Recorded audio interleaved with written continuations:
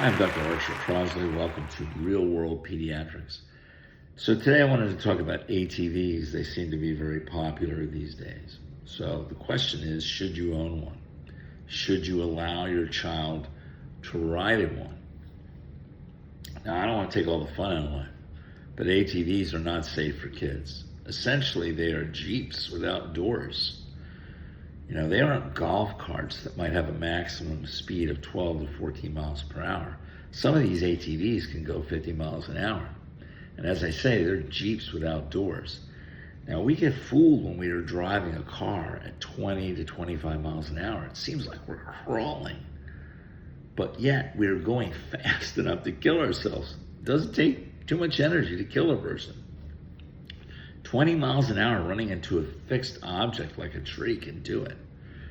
Sonny Bono killed himself by skiing into a tree. Now, getting thrown out of an ATV isn't a tough thing to do, especially since most people don't put on seatbelts when they're in the ATV, and that's because ATVs don't have seatbelts.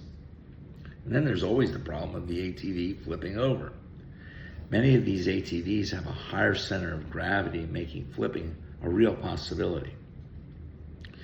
Now, if John Elway's business partner can get killed by flipping out of a golf cart, which only moves at a max of 12 miles per hour, think of what can happen to your child. The other problem with children as regards to ATVs is that children don't have the judgment to handle a motor vehicle. They don't have enough experience in life.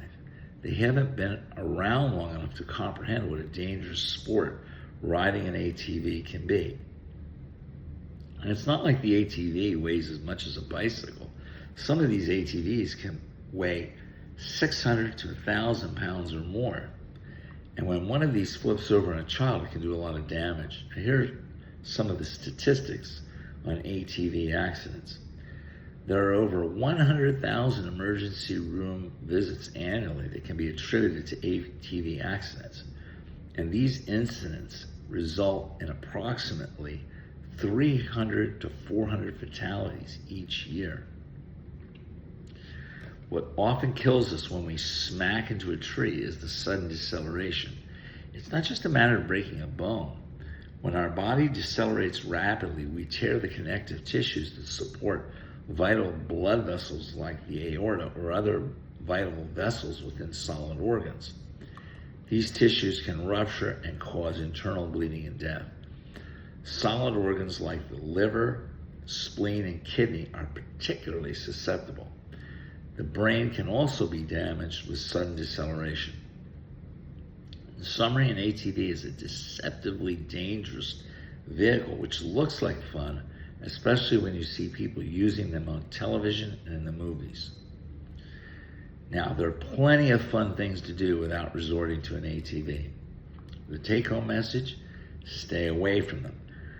Now, on a sad note, just the other day, a woman named Alyssa Boyd, the girlfriend of Julian Fleming, an ex-Penn State football star, was killed after their Yamaha quad ATV struck a deer. She was 23 years old. She was not wearing a helmet.